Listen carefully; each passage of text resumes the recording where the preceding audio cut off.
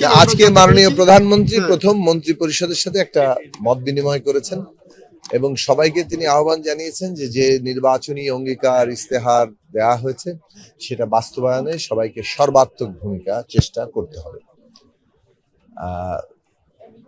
এই যে সর্বাত্মক চেষ্টা এটা এমন ভাবে তিনি উপস্থাপন করেছেন যেটা আসলে কেবল একটা কথার কথা নয়, মানে অপ্রয়োজনীয় সময় যাতে ব্যয় না হয় এবং মূল কাজগুলো যাতে প্রাধান্য দেওয়া হয়, সেক্ষেত্রে অন্যান্য আনুষ্ঠানিকতা ধরনের আড়ম্বর ধরনের কর্মসূচিগুলো কিংবা প্রোগ্রামগুলোকে যথাসম্ভব পাশে সরিয়ে মূল যে কাজগুলো বিশেষত নির্বাচনী অঙ্গীকার এবং ইস্তেহার সেগুলো পালনে সচেষ্ট হতে হবে, ভূমিকা রাখতে হবে।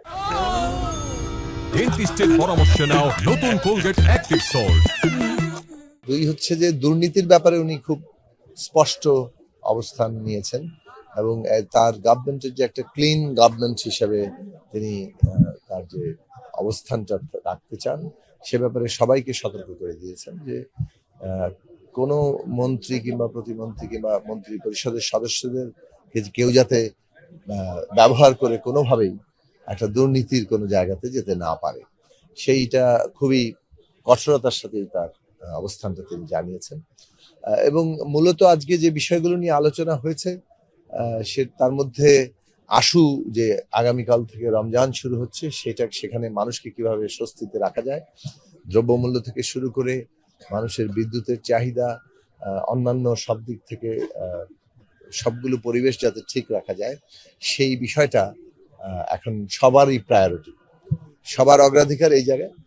পাশাপাশি স্বল্পমেয়াদী, মধ্যমেয়াদী, দীর্ঘমেয়াদী যে নির্বাচনী অঙ্গীকার বাস্তবায়নের জন্য প্রস্তুতি এবং দ্রুত পদক্ষেপ নেওয়ার জায়গাতে পৌঁছানোর বিষয় বলেছেন।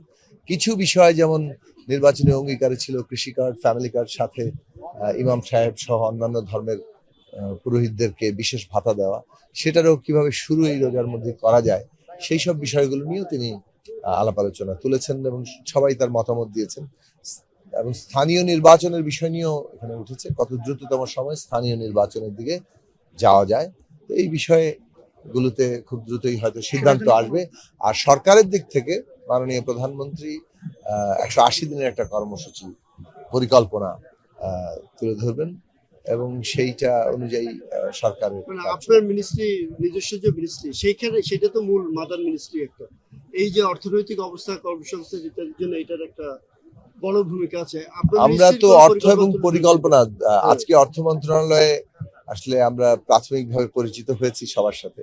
আগামীকাল পরিকল্পনা মন্ত্রণালয়ে সকালে এই পরিচয় আবার ঘটবে এবং আমরা আশা করি খুব দ্রুত আগামীকালের মধ্যেই অগ্রাধিকারগুলো কি সে বিষয়ে মাননীয় মন্ত্রী মহোদয় সহ নিশ্চয়ই একটা দিক নির্দেশনা তৈরি হবে এবং সে অনুযায়ী আমরা কাজগুলো এগিয়ে নিয়ে যাব।